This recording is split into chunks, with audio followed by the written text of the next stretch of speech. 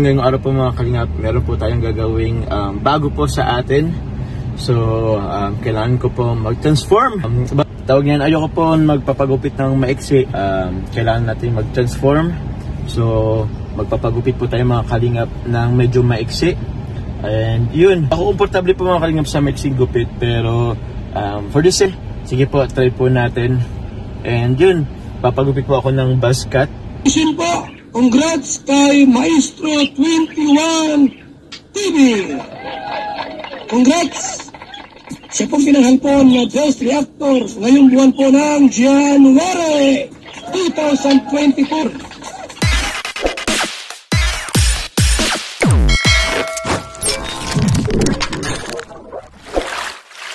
Okay guys, isang mapagpalang umaga at tanghali gabi po sa inyong lahat. Sana po ang lahat ay nasa mabuting kalagayan at ligtas po sa anumang kapahamakan saan man po kayo dako ng mundo naroroon.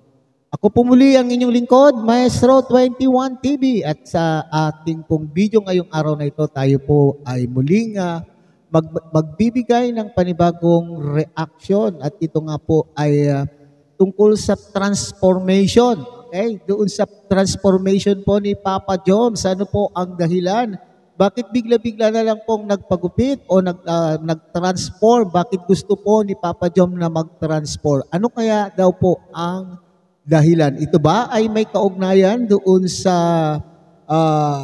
naging kapalaran po niya doon sa episode 51 ng Jomcar Love Team? So yan po ang ating aalamin. Pero bago po yan, tayo muna po ay magbibigay po guys sa ama at founder po ng Kalingap, Kuya Bal Santos Matubang, Ate Edna Vlog, Kalingap Rob, Kalingap Dan, Kuya Brooks Vlogs, and Ruel of Malalag. At kung bago pa lang po kayo sa munting channel na ito, sana po inyo rin pong suportahan sa pamamagitan po ng pag-like, share, and subscribe. At tuloy, pindutin na rin po ang notification bell. At nang sa ganun po, kayo po ay ma-update sa ating pang mga reaction videos na ating gagawin. At siyempre, may chemical shout out sa ating mga masisipag, magigiting na Kalingap partners. Tangkilikin po natin ang ating mga Kalingap charity vloggers.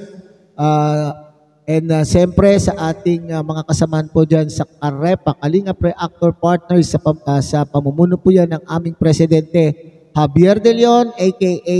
Birador. Likewise, sa ating pong mga Kalingap subscribers, Kalingap supporters, and organic sponsors.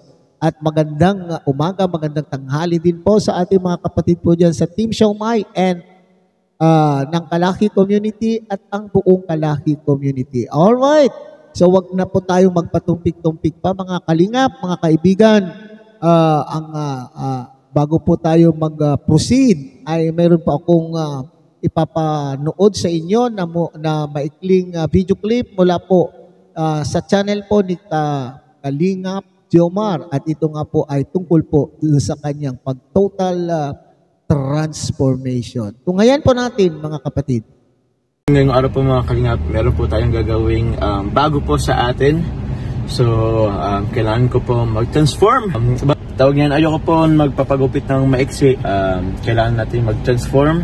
So, magpapagupit po tayo mga kalingap ng medyo maiksi. And yun, ako komportable po mga kalingap sa maiksing gupit. Pero for this sige po, try po natin. And yun, papagupit po ako ng buzz cut. Actually po mga kalingap, pagdating po sa buhok, medyo sensitibo po ako kasi tawag niyan, madali pong yung mood ko po depende rin sa buhok ko. Ewan ko ba kung bakit. Pero every time po na nagpapagupit ako, pag hindi ko po nagugustuhan yung gupit ko, medyo wala ko niyan sa mood. Tapos usually po after ilang days magpapagupit ulit ako, papaayusin ko. So ewan ko po ba, pag sa buhok po, medyo talaga ako, tawag niyan, parang nagmamatter sa akin yung buhok ko parang ganun, yung gupit, kung anong itsura. Sanay po talaga ako na gusto ko medyo mahaba yung buhok ko. Pero yun, ngayon po, papagupit po tayo ng maiksi. So yun po mga kalingap, bumili lang po tayo dito sa sentro po ng ang tawag dito, magnet po na earrings na black. Kita nyo po ba? Isang maliit, isang malaki. And also, bumili din tayo ng Q-Tix. Magko-Q-Tix po tayo ng black sa ating mga kuko. So, medyo bad boy talaga mga kalingap. Tingnan natin kung bagay ba sa akin mag bad boy na look. So, tara po mga kalingap. Papagupit na po ako.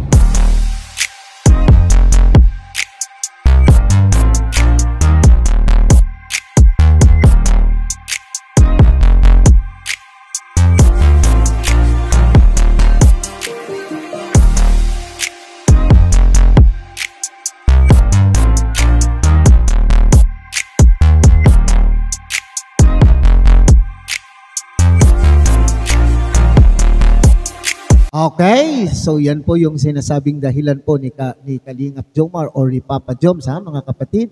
Ang sinasabi po niya rito ay yung kanya pong itsura ng buhok o yung buhok daw po, very particular po sa itsura po ng kanyang buhok at saka hindi po daw siya komportable sa buhok na maikli at madalas ay medyo mahaba ang kanyang buhok. Pero this time ay susubukan naman po niya yung clean cut, yung medyo mataas ang pagkakupit. At itong yung sinasabi niya ay may kinalaman po doon sa kanyang mood. May kinalaman daw po ang kanyang pagpapagupit kung ano ang kanyang mood sa araw na yan. Okay?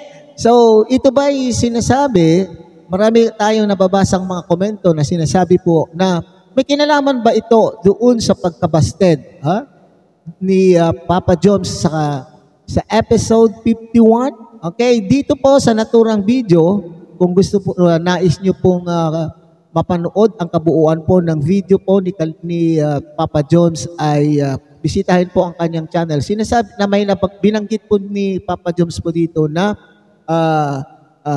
ang isa sa mga dahilan daw na kanyang pagka-transform ay yung pagkabasted. Pero ewan lang natin kung ito po ay may katotohanan kasi ang pagkakasabi po naman po ni Papa Joms ay pabiro lang naman po. Okay, pabiro lang po ha. Huwag baka mamaya sasabihin nyo, oy maestro, gagawa-gawa ka ng issue. Okay? At isa rin po sa mga dahilan na sinasabi po ni Kalingap Jomar o ni Papa Joms ay gusto naman po niyang matry ang maging bad boy. Pero hindi naman po nagmukhang bad boy po si Papa Joms po dito. Lalong naging gwapo para sa akin, para sa aking paningin. Ewan ko din po sa ating pong mga solid Jom Carl fanatics o supporters. Kasi mayroon din nagbibiro, may mga nagko-komento na nagbibiro na ewan ko kung biro, sinasabi po nila na natatawa po sila sa itsura po ng gupit po ni Papa Joms, pero para sa akin, mas lalong bumata. Okay? Sa edad po ni Papa Joms na 30, sinabi ko na nga sa isang content ay parang totoy, lalong bumata, tignan po sa kanya pong gupit at naging clean cut. At doon naman po sa kanyang binili na Q-Tex at earring na black. Ito ay, di ba, sinabi niya na a package. Gusto niyang makita ang kanyang sarili kung bagay ba sa kanya ang maging itsurang bad boy. Okay? So, maski ano naman po ang magiging itsura ni Papa Joms sa ating palagay, lalo na sa ating mga Jom Carl fanatics. Hello po, Jom Carl fanatics and supporters. Mega loud shout out po sa inyong lahat.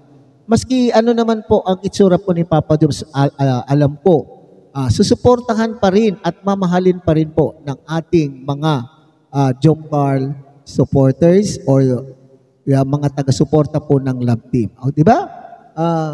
So, yan na mga kapatid. Okay, so, nakadepende daw po sa mood ni Papa Joms ang pagtatransform po niya. At gusto rin po niyang subukan yung image na bad boy. So, hanggang dito na lamang po ang ating maikling reaction po tungkol po sa issue o tungkol po sa paksa.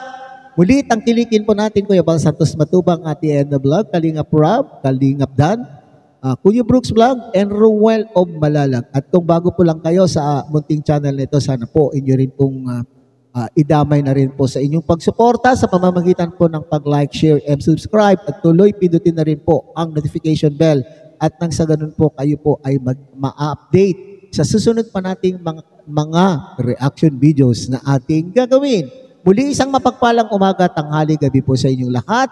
Mabuhay po kayo and God bless everyone.